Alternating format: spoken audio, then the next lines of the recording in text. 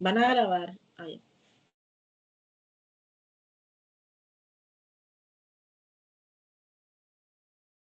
Buenas tardes, hoy hablaremos de los errores innatos del metabolismo. Mi grupo está conformado por Isaac Barbosa Lozano, Danilo Blanco, Santiago Calixto, Emanuel Ochoa y mi persona Ana Gabriela Peñalosa.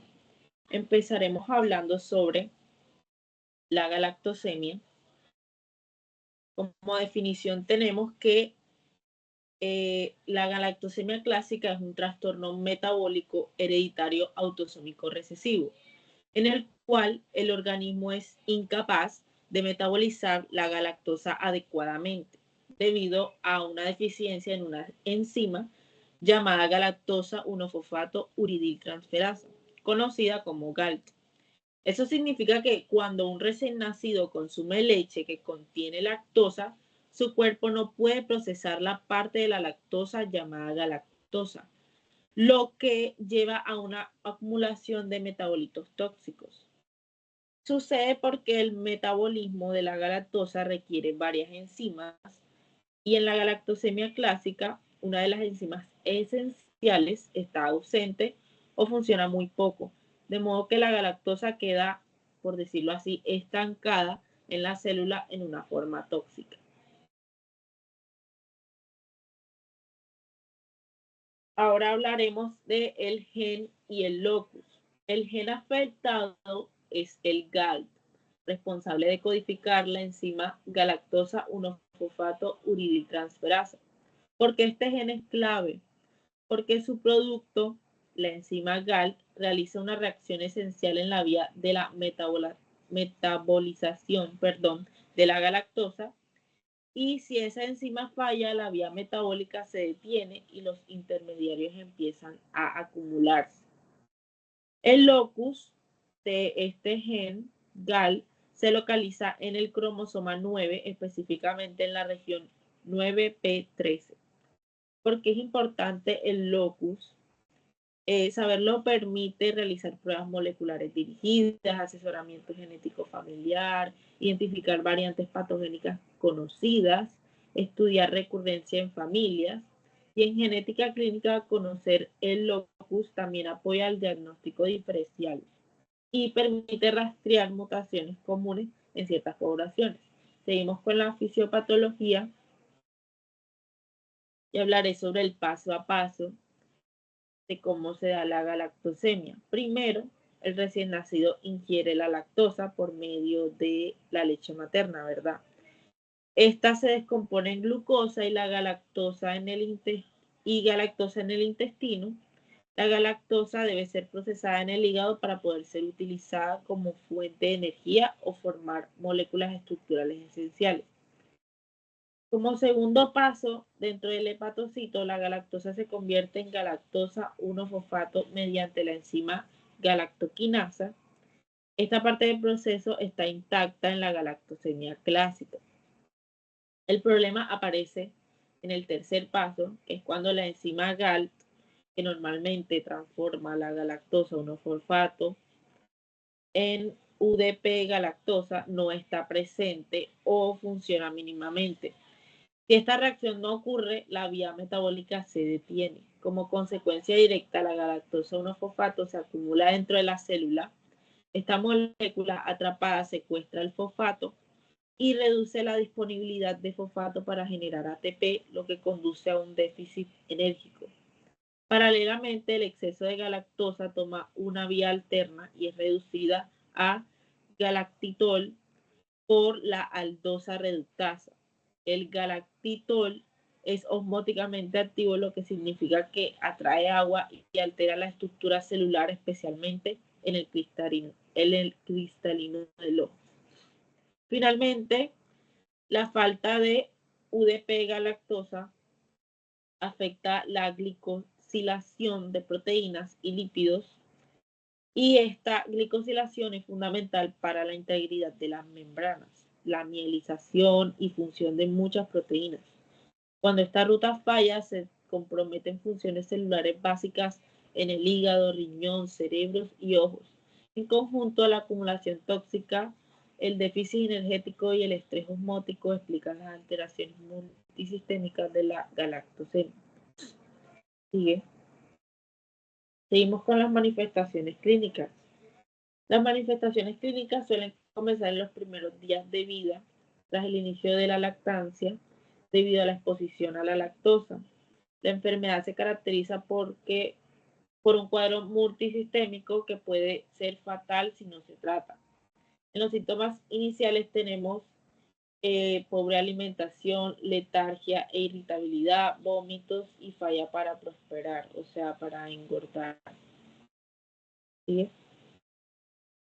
Bueno, hay manifestaciones clínicas que se localizan en varios órganos específicos y tenemos las manifestaciones hepáticas, que sería la ictericia progresiva, hepatomegalia, elevación de las transaminasas, insuficiencia hepática, hipoglucemia, coagulopatía, hiperbilirrubinemia.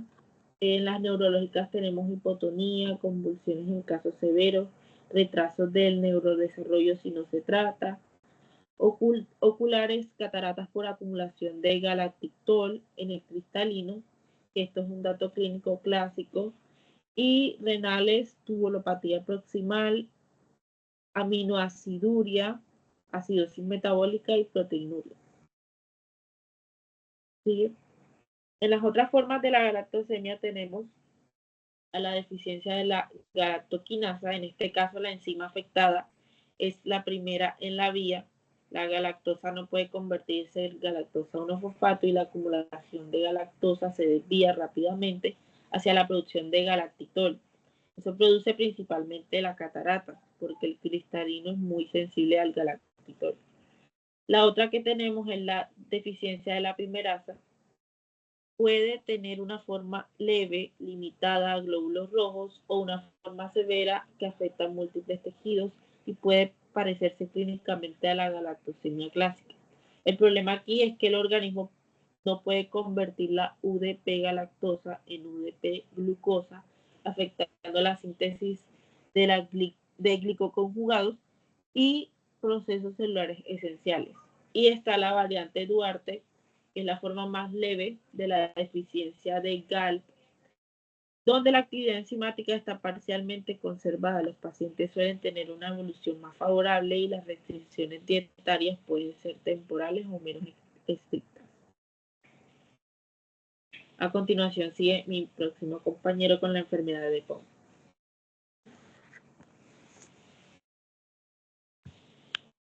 Bueno, en estos momentos vamos a empezar a explicar lo que es la enfermedad de Pompe, siendo de que esta enfermedad de Pompe también se le denomina glucogenosis tipo 2. Es un trastorno genético metabólico que es poco frecuente y que se asocia a una herencia autosómica recesiva.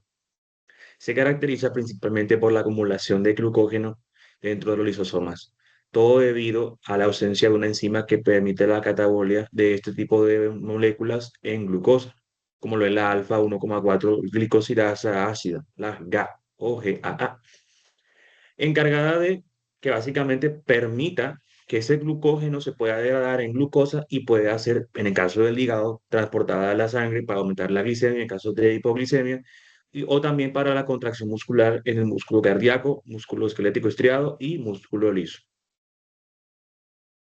El gen que codifica este tipo de proteínas, bueno, encima de este caso, es el gen GAA, que como tal, ya sabemos que codifica la enzima alfa-glucosidasa ácida. Este se encuentra en el brazo largo del cromosoma 17, específicamente en la región 17q25.3, siendo de que este gen abarca 20 kilobasos y contiene 20 exones. Su correcta expresión es fundamental para la degradación del glucógeno. Sin este tipo de genes activos o con alguna mutación que afecta su función, podría generar la presencia de una enzima anómala o la ausencia total o parcial de esta, lo que podría generar el agravante de la enfermedad. Bueno, normalmente en nuestros tejidos, el tejido muscular y el tejido hepático, tenemos la capacidad de convertir la glucosa en glucógeno al momento en el que la insulina estimula los receptores GLUT4. Esto permite lo que es el proceso de glucólisis y en el caso del hígado y el músculo, permiten lo que es la generación de glucógeno mediante la glucogenogénesis. Esto es importante porque el glucógeno funciona como un sistema de almacenamiento de glucosa, por lo que permite que el momento en el que, por ejemplo, hay una crisis hipoglicémica, una disminución gradual de la glicemia, por la estimulación de otras hormonas, como por ejemplo el glucagón, se active la cascada de glucogenólisis y se libere una gran cantidad de glucosa que llega al torrente sanguíneo. Eso en el caso del hígado. Pero al hablar del músculo, el músculo carece de una enzima esencial para la liberación de glucosa al torrente sanguíneo, siendo la glucosa 6-fosfatasa, que se encarga de permitir la salida de glucosa a la sangre.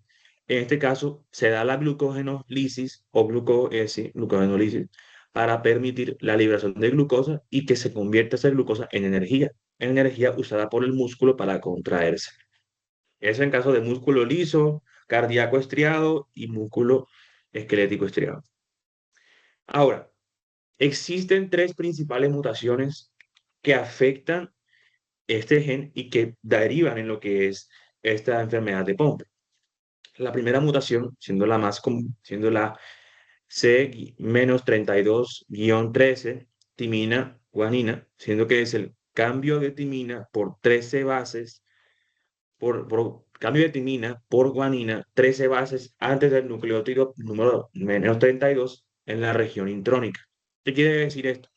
Este cambio de timina por guanina, 13 bases antes, genera una esplicinopatía. ¿Cómo así? Una enfermedad que afecta la capacidad que tiene la célula de poder eliminar los intrones de un ARN mensajero, es decir, afecta la maduración de un ARN.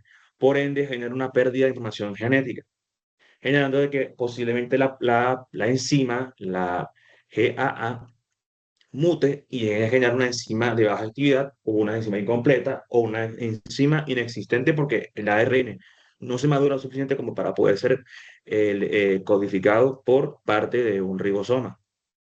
Ahora, la otra se denomina delección de una timina en la posición 525 en el exón número 2.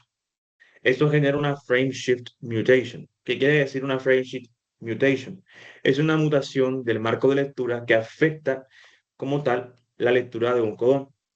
En este caso, como sea una delección, el codón, el marco de lectura se desplaza hacia adelante, generando de que se generen diferentes tipos de aminoácidos de acuerdo a la secuencia que se tenía normalmente. Entonces genera una enzima con baja actividad o una enzima incompleta. Y la última, que es la deleción grande, que va desde 102 bases después del nucleótido 2481 hasta 31 bases después del 2646. Es una deleción múltiple. En este caso, tenemos que tener en cuenta que si se da una deleción múltiple, el ARN no va a poder ser codificado correctamente, por ende la proteína, o en este caso la enzima, la glucosidasa ácida, no va a poder ser codificada correctamente. Entonces habrá una ausencia parcial o total de la enzima. Ahora, ¿qué pasa? Con una deficiencia enzimática, debido a la mutación, esta alfa-glucosidasa ácida no va a poder activarse correctamente o va a permitir que se dé la función de la glucogenólisis en los lisosomas. ¿Qué hace normalmente esta enzima? Lo que hace es romper los enlaces alfa 1,4 y los enlaces alfa 1,7 del glucógeno. Esto permite que se libere la glucosa libre. Cuando no está esta enzima, ese glucógeno se va a almacenar dentro de los lisosomas. Entonces empieza a generar una distensión a nivel de los lisosomas, generando de que hay un aumento en la presión intracelular. Ahora, cuando se acumula este glucógeno en los lisosomas, puede derivar en dos cosas: la distensión lisosomal y la ruptura lisosomal. La primera consecuencia, aumenta el tamaño de la célula. ¿Por qué? Porque el lisosoma ocupa mucho más espacio de lo que debería ocupar. Mientras que la ruptura es bastante peligrosa a nivel celular. ¿Por qué? Porque esta libera enzimas y fragmentos tóxicos que se encuentran dentro de esta al citoplasma, lo que deriva en la eliminación, denaturalización y destrucción de proteínas que se encuentran en el citoplasma. Entonces generaría la muerte celular y también necrosis.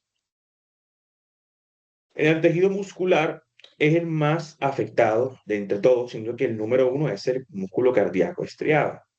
¿Por qué? Porque un signo patognomónico, un signo bastante importante, es una cardiomegalia. Una cardiomegalia sin causa aparente que no se da, por ejemplo, por una hipertensión arterial o una enfermedad crónica que afecte las paredes musculares del corazón, ¿verdad? Entonces genera un aumento del tamaño del corazón. En el músculo esquelético estriado produce debilidad progresiva, una hipotonía, que es la disminución del tono muscular, y dificultad para la marcha. Además, un músculo muy afectado es el diafragma. Ese diafragma es el principal músculo de la respiración, puesto que permite la entrada de aire a la vía aérea, cambiando la presión negativa a nivel del tórax. Las manifestaciones clínicas. Como tal, para hablar de este tipo de enfermedades hay que tener en cuenta que hay tres tipos de formas que aparecen. La primera forma es la forma infantil clásica, que es de inicio temprano, que se da entre los primeros días y los 6 meses de vida, ¿verdad? Esto se acompaña con las siguientes características, las siguientes manifestaciones clínicas. Número uno, una cardiomegalia masiva y una miocardiopatía hipertrófica, que esto es lo patognomónico. En este caso, uno va a evaluar las causas del por qué se generaría esta cardiomegalia. Por lo general, eh, como lo patognomónico, uno tiene que tener en cuenta los antecedentes del niño. Por ejemplo, si tiene algún tipo de hipertensión o algún tipo de lesión a nivel del corazón o alguna enfermedad congénita que derive en la cardiomegalia. Y al analizarlo, uno va a encontrar que este niño va a tener otras características, como lo son hipotonía severa y debilidad muscular, que se llama floppy baby. Ojo, la hipertensión no es tanto así, sino que hay algunas enfermedades que llegan a generar una cardiomegalia. Ojo, entonces, no confundir eso de hipertensión, olviden eso, simplemente guíense en el tema de las siguientes que te voy a mencionar. La hipotonía, como el floppy baby, la insuficiencia respiratoria temprana. ¿Por qué? Porque el músculo diafragma y los músculos intercostales se ven afectados. Entonces, como hay un efecto negativo sobre la contracción muscular, no habría manera de que esto pueda contraerse efectivamente. Entonces, el niño, el recién nacido o el bebé va a tener dificultad para respirar. Y también otro signo característico que se acompaña con la cardiomegalia es la hepatomegalia. ¿Por qué? Se acumula glucógeno. El hígado es el órgano con mayor concentración de glucógeno en todo el cuerpo. Obviamente excluyendo el músculo, porque realmente el músculo, hay mayor abundancia de músculo que hígado, pero es un órgano cuya función es almacenar glucógeno también. Cuya función, o sea, la característica principal con el hígado es que libera la glucosa ya catabolizada hacia la sangre, ¿verdad? Las otras manifestaciones pueden ser, por ejemplo, dificultad para alimentarse, disfunción débil, macroglosia, que es una lengua grande y protuberante, retraso en el crecimiento y la falla para prosperar. ¿Por qué? Porque hay una disminución de la función hepática de liberación de glucosa, entonces los órganos van a recibir menor carga energética porque la glucosa es la principal fuente de energía. Y también a nivel del cerebro, porque el cerebro es el órgano que más necesita glucosa de todo el cuerpo y puede generar, en casos más graves, la muerte antes del primer año de vida. Ojo, se debe realizar un tratamiento enzimático. ¿Para qué? Para poder cumplir la función de la alfa-glucosidasa ácida. La forma infantil no clásica o intermedia se da entre los 6 meses y los 2 años de edad. Aquí hay menor compromiso cardíaco. Por ende, aquí hay menor debilidad muscular y entonces habría menor riesgo de insuficiencia cardíaca infantil. Esto es importante. ¿Por qué? Porque aquí lo que pasa es que esta enzima no se encuentra ausente en una forma normal, sino que se encuentra disminuida. Entonces, generaría que estos pacientes sí tengan una dificultad respiratoria progresiva, pero en los primeros años de vida podrán tener una calidad de vida regular sin tantos problemas de salud. Esto empieza a generar, eso es una enfermedad que puede llegar a ser progresiva. Por ese motivo, la esperanza de vida es variable. Y también da mayor tiempo de respuesta a un tratamiento con la enzima. Y por último, la forma de inicio tardío o venido adulto, siendo esta que aparece desde la adolescencia hasta la edad adulta. Tiene las características similares a la infantil, a la infantil clásica, pero la diferencia es que aquí ocurre a partir de cierta edad. Por ejemplo, a partir de los 15, 16 años es donde aparece hasta la edad adulta, ¿cierto? Pero las características generalmente son las mismas. Aquí se incluye otras dos, como lo son, por ejemplo, eh, escoliosis y una disfagia que es progresiva. ¿Listo? Pero normalmente incluye lo mismo que la infantil, como lo son la cardiomegalia, una hepatomegalia, un compromiso muscular proximal y un compromiso muscular respiratorio y también a nivel distal. Por ese motivo tenían dificultades para poder subir escaleras. Esto es importante. Hay que tener en cuenta los antecedentes. En el infantil sí o sí tenemos que encontrar el pato como que es la cardiomegalia, sumado a la hipotonía, el floppy baby, y también tener en cuenta la dificultad respiratoria y la hepatomegalia. Sí o sí, porque te puede dar una respuesta de que este paciente tiene una alteración metabólica.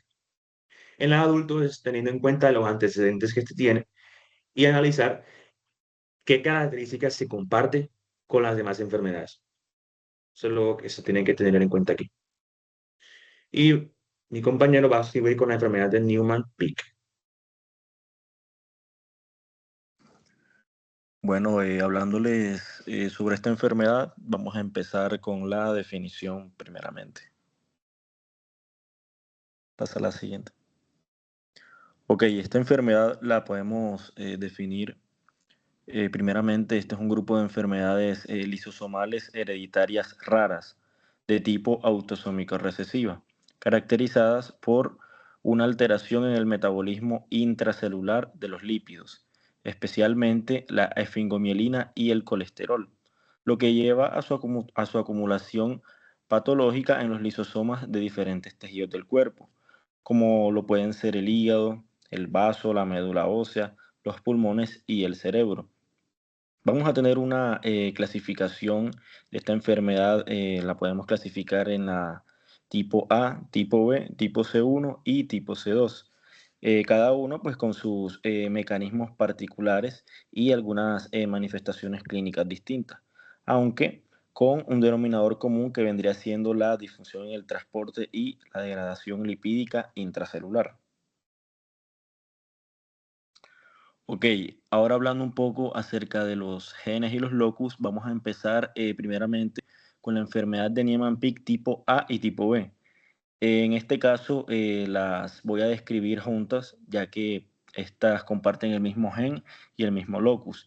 Entonces, vamos a tener primeramente que el gen implicado en esta enfermedad, sea de tipo A o de tipo B, va a ser el gen SMP-D1, específicamente en el locus 11p15.4. Este es el sitio clave de la alteración genética y está ubicado pues, en el brazo corto del cromosoma 11, una región rica en genes relacionados con el metabolismo lisosomal y las enfermedades hereditarias. Hablándoles un poco particularmente sobre la de tipo A y la de tipo B, vamos a tener que la de tipo A, vamos a apreciar unas mutaciones las cuales suelen ser nulas o truncantes, eliminando casi toda la función enzimática. Mientras que la tipo B, vamos a encontrar que las mutaciones son hipomórficas, conservando una pequeña actividad residual de la enzima. A su vez, podemos demarcar que el gen SMPD1 codifica la enzima esfingomielinasa ácida.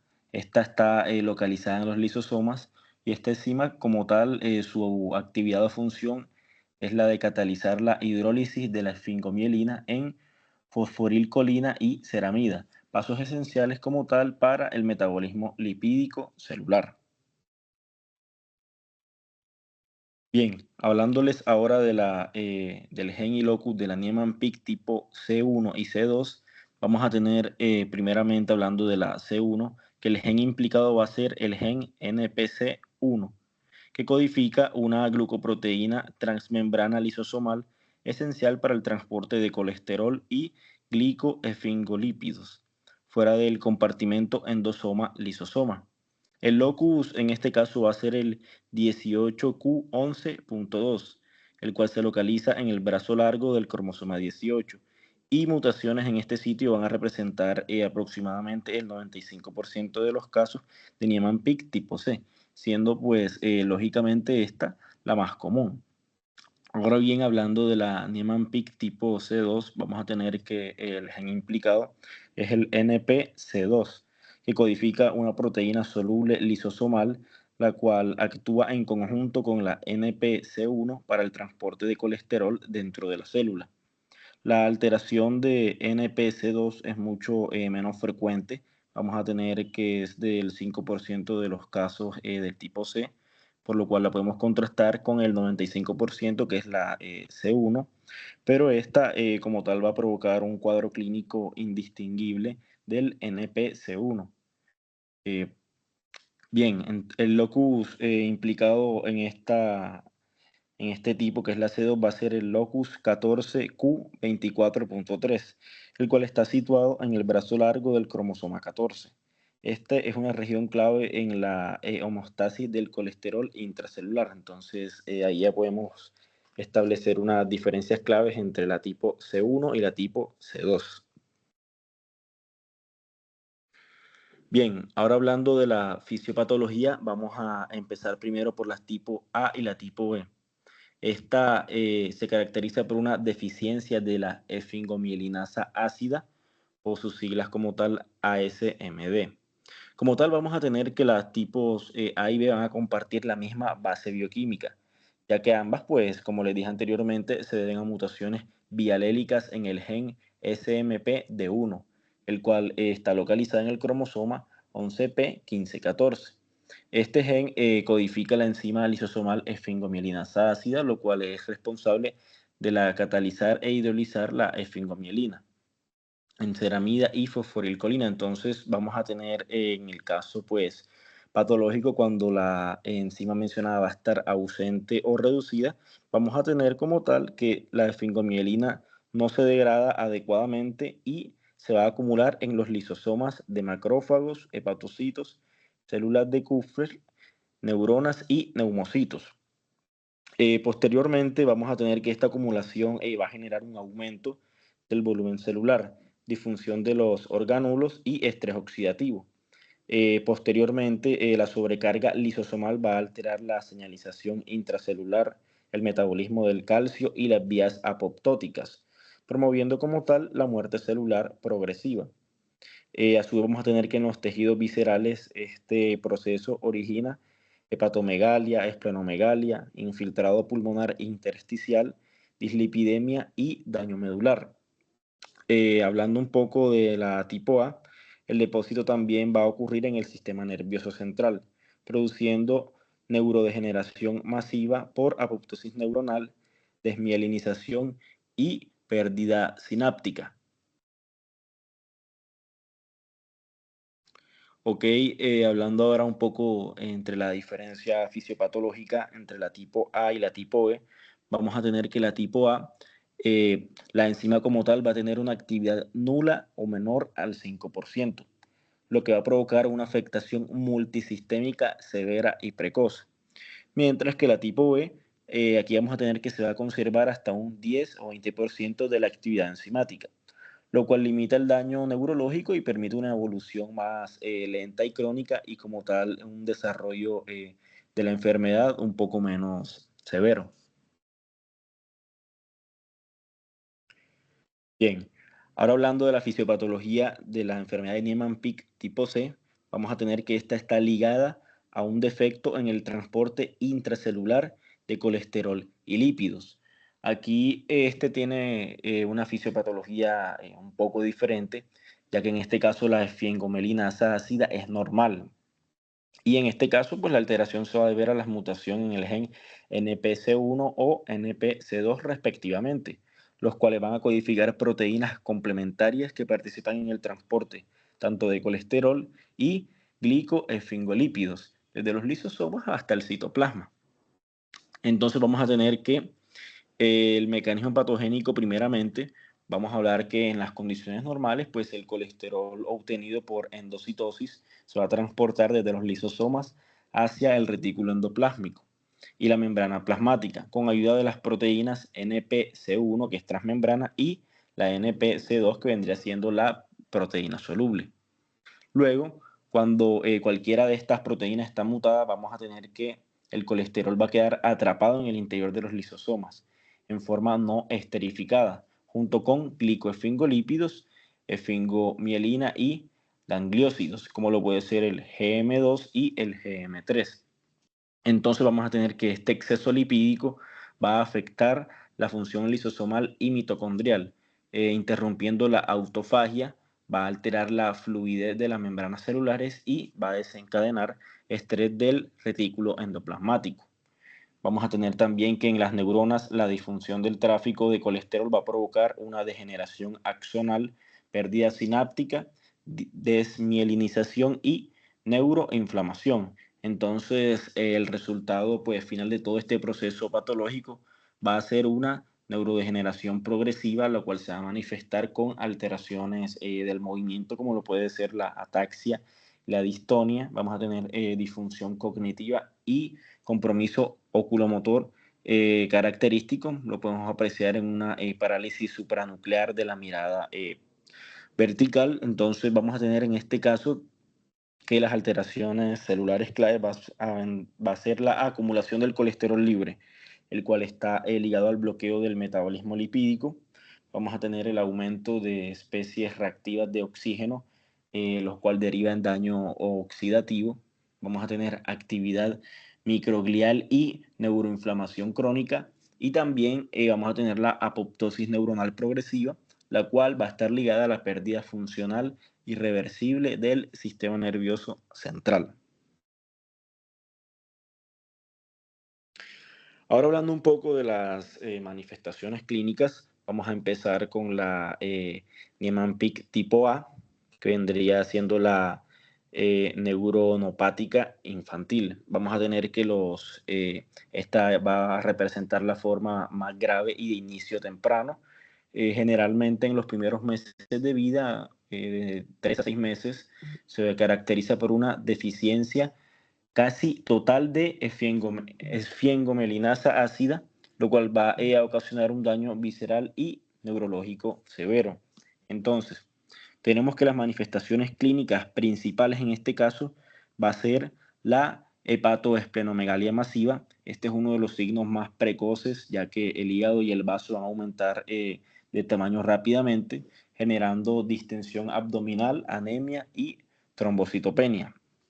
También vamos a tener el retraso del desarrollo psicomotor, ya que los lactantes van a dejar de alcanzar hitos motores normales. Se puede presentar el caso de que no sostienen la cabeza, no se sientan y pierden el contacto visual con facilidad. Vamos a tener la hipotonia y debilidad muscular. Estas progresan hasta la parálisis flácida y pérdida de reflejos. Vamos a tener el compromiso neurológico progresivo. Esta aparece con regresión cognitiva, pérdida del habla y reflejos arcaicos anormales. También podemos apreciar la pérdida de la visión. Esta va a ser por degeneración de la mácula, con la presencia típica de algunas manchas rojas en la retina. Vamos a tener también infecciones respiratorias recurrentes y fallas en el crecimiento y caquexia.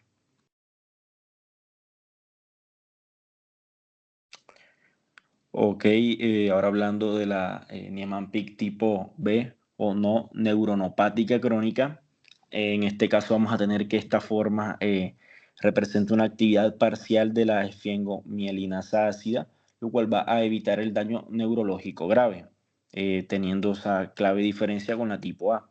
Vamos a tener que los síntomas suelen iniciarse en la infancia tardía o adolescencia, y el curso como tal es crónico y lentamente progresivo, con supervivencia hasta la edad adulta.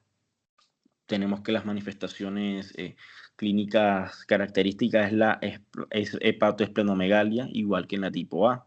Vamos a tener alteraciones hematológicas, como lo puede ser la anemia, la leucopenia y trombocitopenia secundarias a hiperesplenismo. Vamos a tener la dislipidemia, compromiso pulmonar. Vamos a tener infiltrado pues, intersticial difuso con disnea progresiva, dolor óseo y retraso del crecimiento. También podemos apreciar la ausencia de síntomas neurológicos graves, como lo puede ser, vamos a tener una cognición normal, aunque puede presentarse fatiga o cefalea crónica. Y por último, vamos a tener el compromiso hepático leve o moderado con elevación de transaminasas y en algunos casos fibrosis hepática. Bien, ahora hablando de la Niemann-Pick tipo C, vamos a tener que esta va a estar ligada a un defecto de transporte de colesterol y glicoesfingolípidos. La tipo C va a diferir completamente en su fisiopatología y pues también lógicamente sus manifestaciones clínicas, ya que aquí el problema no es enzimático, sino como tal un trastorno de transporte intracelular de colesterol. En este tipo representa una gran heterogeneidad clínica, dependiendo de la edad de inicio, sea neonatal, infantil, juvenil o adulta. Primeramente vamos a tener unas manifestaciones sistémicas, las cuales van a ser iniciales. Vamos a apreciar una ictericia neonatal prolongada o colestasis intrahepática, la cual no va a responder al tratamiento convencional. También vamos a apreciar una hepatoesplenomegalia moderada, la cual puede disminuir con el tiempo o persistir. Y algo que también podemos apreciar es la elevación leve de las transaminasas. Por su parte, vamos a tener unas manifestaciones neurológicas progresivas, las cuales estas son muy, pero muy características de la tipo C. Vamos a tener la ataxia cerebelosa. Aquí podemos apreciar una inestabilidad cuando el paciente pues intente caminar e incluso dificultad para coordinar los movimientos. A su vamos a apreciar la distonia y la espasticidad. Podemos apreciar contracciones musculares involuntarias y rigidez progresiva. También podemos ver la parálisis supranuclear de la mirada vertical. Este es un signo clínico más distintivo como tal y se manifiesta por incapacidad para mover los ojos hacia arriba y hacia abajo. El paciente también puede presentar disartria y disfagia, o sea, dificultad para hablar y tragar, la cual va a contribuir a la desnutrición y también se puede dar el caso de broncoaspiraciones en este caso. Vamos a tener el deterioro cognitivo y progresivo. Aquí va a haber una lentitud mental, pérdida de la memoria, problemas de atención y finalmente, o como tal en el peor de los casos, el paciente puede desarrollar demencia. Las convulsiones también es una manifestación frecuente, está como tal en las fases avanzadas. Y yéndonos a la parte de los trastornos psiquiátricos, podemos apreciar que en adolescentes o adultos va a predominar síntomas como puede ser la psicosis, la depresión o cambios como tal de la personalidad antes de las manifestaciones neurológicas evidentes.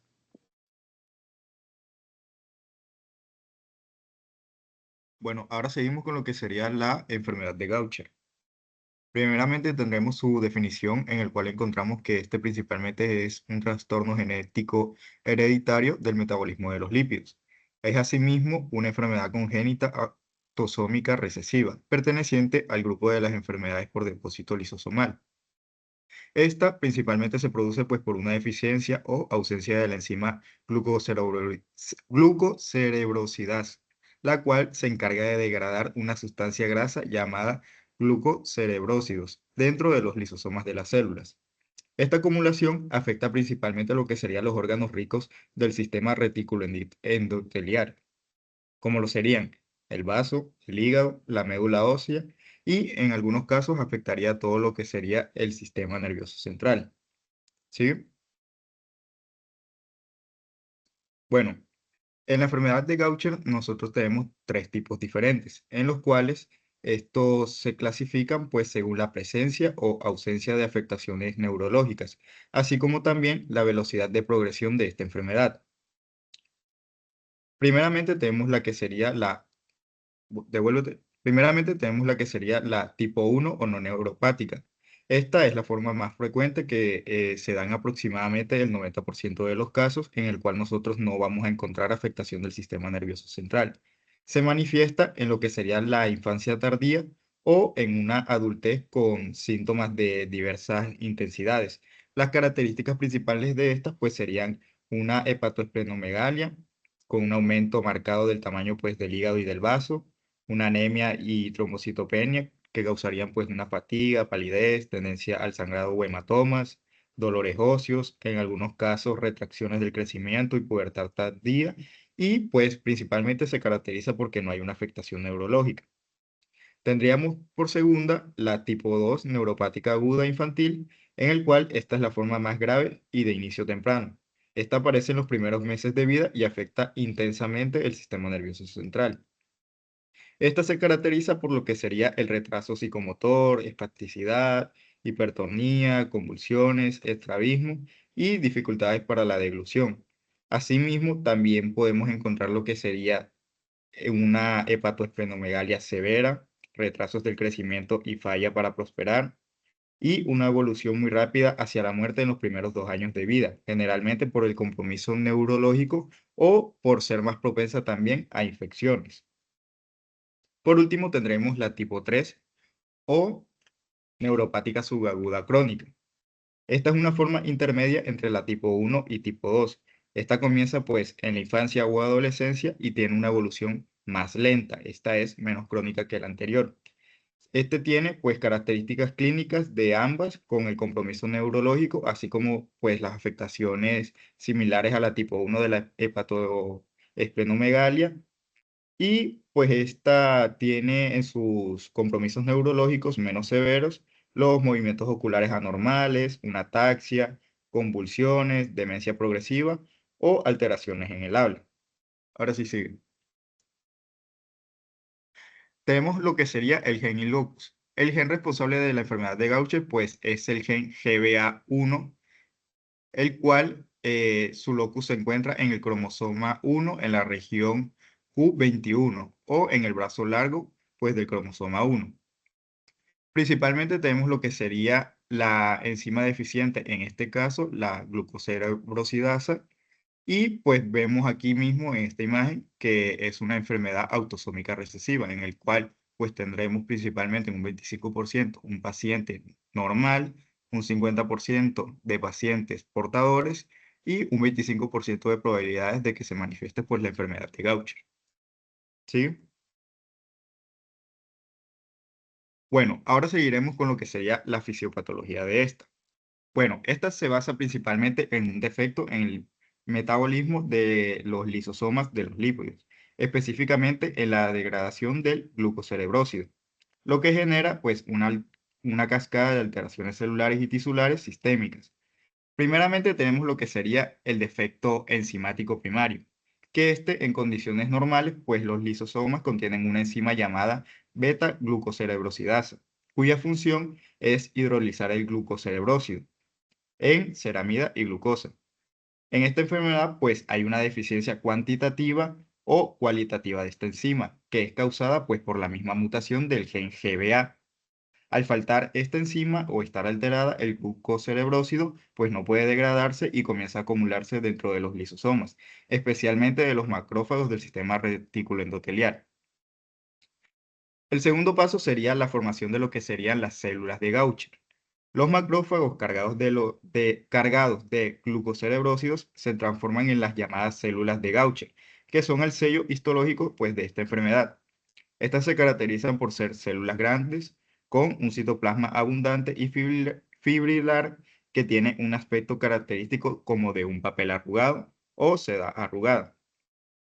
Estas células se acumulan principalmente en lo que sería pues el vaso, causando una esplenomegalia masiva, en el hígado, provocando hepatomegalia y alteraciones en las funciones hepáticas, en la médula ósea, interfiriendo con lo que sería la hematopoiesis y causando lo que sería anemia, leucopenia y trombocitopenia. Asimismo, en las formas neuropáticas, pues el glucocerebrócido se acumula también en las neuronas y en las células gliales, alterando el metabolismo neuronal y la transmisión sináptica. Esto produce, pues, obviamente, una degeneración progresiva del sistema nervioso central, pues con síntomas como lo serían los movimientos oculares anormales, convulsiones, ataxia y el deterioro cognitivo. ¿Sí? Ya prosiguiendo con lo que serían las manifestaciones, pues estas manifestaciones, como ya les había dicho, como ya les había dicho anteriormente, son muy variables y dependen pues del tipo clínico, si es tipo 1, tipo 2 o tipo 3 y de la cantidad de actividad residual de la enzima beta-glucocerebrosidasa y pues de la carga de acumulación de los glucocerebrósidos en los tejidos. Aún así, pues existen signos y síntomas comunes que derivan directamente del depósito de estos, como lo podrían ser, pues principalmente la esplenomegalia masiva, que puede llegar pues a ocupar una gran parte del abdomen, como podemos ver aquí, a veces acompañada de dolor o sensación de plenitud abdominal, la hepatomegalia con el aumento del tamaño. Asimismo, podremos tener manifestaciones hematológicas, como lo podría ser una anemia normocítica y normocrómica, produciendo lo que sería una fatiga, palidez, disnea, trombocitopenia, originando lo que sería tendencia a hematomas, epístasis o sangrados gingivales. Y por último, las manifestaciones hematológicas tendríamos también lo que sería el aumento de la susceptibilidad a las infecciones, principalmente en los 3 tipos de la enfermedad de Gaucher. En las manifestaciones óseas que podríamos encontrar en los pacientes, pues nos vamos a caracterizar en lo que sería un dolor óseo crónico o una crisis ósea llevada a cabo pues por dolores intensos, necrosis medular. Asimismo tendríamos como deformidades en la matriz de Erlenmeyer del fémur distal, típica pues en las radiografías, y el retraso del crecimiento y baja talla en los niños por las afectaciones en los cartílagos del crecimiento. En lo que serían las manifestaciones neurológicas, pues en la tipo 2 y tipo 3 tendríamos en la tipo 2 el neuropático agudo infantil, hay hipotonía, espasticidad, estrabismos, convulsiones, disfagia, retrasos en el desarrollo psicomotor y principalmente una muerte temprana. En la tipo 3, este se caracteriza por ser más agudo, los síntomas progresan más lentamente, como movimientos oculares anormales, ataxia, convulsiones, alteraciones cognitivas, dificultad para hablar o tragar. Y pues este daño neurológico pues se produce por la acumulación de los glucocerebrósidos en las neuronas generando una neuroinflamación y degeneración neuronal.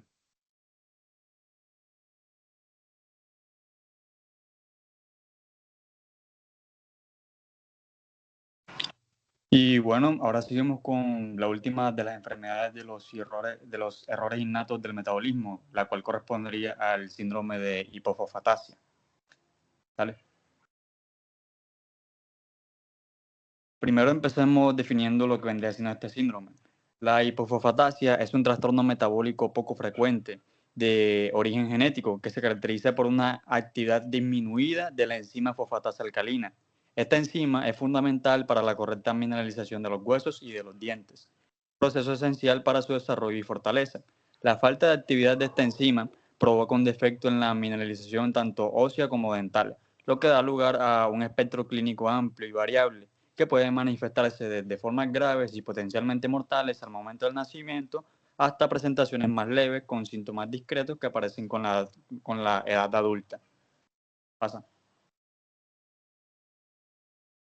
Bueno, hablando del gen y cuál vendría siendo el locus de ese gen que está comprometido en este síndrome, pues el locus genético implicado en la hipofosfatasia corresponde al gen ALPL, el cual está localizado en el cromosoma 1p36.12, así como se ve en la imagen de la derecha. Este gen codifica para la isoenzima tisular no específica de la fosfatasa alcalina, la cual se expresa principalmente en tejidos como el hueso, el hígado, el riñón y los músculos. La enfermedad puede heredarse tanto por un patrón autosómico recesivo como por un patrón autosómico dominante. Y en algunos casos se presentan mutaciones espontáneas, es decir, mutaciones de novo. Pasa. Ya hablando en la parte de la fisiopatología, pues desde el punto de vista fisiopatológico, la deficiencia en la actividad de la fosfatasa alcalina provoca la acumulación de sustratos metabólicos tales como el piridoxal 5-fosfato, el pirofosfato inorgánico y fosfoetanolamina. Estos compuestos interfieren en el proceso normal de la mineralización ósea, resultando en una hipomineralización del hueso y de los dientes. En particular, el pirofosfato inorgánico actúa como un potente inhibidor de la mineralización, lo que explica la anomalía característica en la formación del hueso en el caso de este síndrome. Pasa. Ya yéndonos por la parte de las manifestaciones clínicas, pues las manifestaciones clínicas son muy variables y van a depender tanto de la edad de inicio como de la gravedad del déficit enzimático. Se identifican varios tipos clínicos. Primeramente, la hipofosfatasia perinatal letal, de la que hablaremos primero, la cual se caracteriza por una hipomineralización ósea muy severa que afecta al feto desde el desarrollo intrauterino, lo que frecuentemente provoca insuficiencia respiratoria grave debido a la hipoplasia pulmonar y a la deformidad del tórax. Esta forma es la más grave y habitualmente conduce a la muerte neonatal en los primeros días de vida. Los recién nacidos afectados presentan huesos extremadamente frágiles y acortamiento marcado de huesos largos y pueden tener también crisis convulsivas derivadas de las alteraciones metabólicas. El siguiente tipo es la hipofosfatasia infantil. En esta forma se manifiesta en los primeros meses o años de vida con síntomas como raquitismo, fracturas frecuentes y retraso en la aparición de los dientes. Los niños pueden mostrar debilidad muscular y dificultades respiratorias secundarias a la deformidad torácica. La afectación ósea se refleja en deformidades esqueléticas típicas y dolor óseo, lo que afecta al desarrollo motor y la calidad de vida del niño. Pasa. Y tenemos los últimos dos tipos que corresponden a la hipofosfatasia del adulto. En esta presentación, los síntomas incluyen pérdida prematura de dientes permanentes, fracturas por estrés especialmente en los huesos largos, dolor articular crónico y osteomalacia que debilita la estructura ósea. Los pacientes pueden presentar también episodios recurrentes de dolor óseo y también limitación funcional progresiva. Y el último tipo vendría siendo la odontohipofosfatasia, que en esta variante la afectación se limita principalmente a la dentición, con exfoliación precoz de los dientes de leche y caries severa. Y aunque no hay un impacto óseo significativo, las anomalías dentales afectan la masticación y la estética dental, por lo que requiere un manejo odontológico especializado. Ya. Gracias.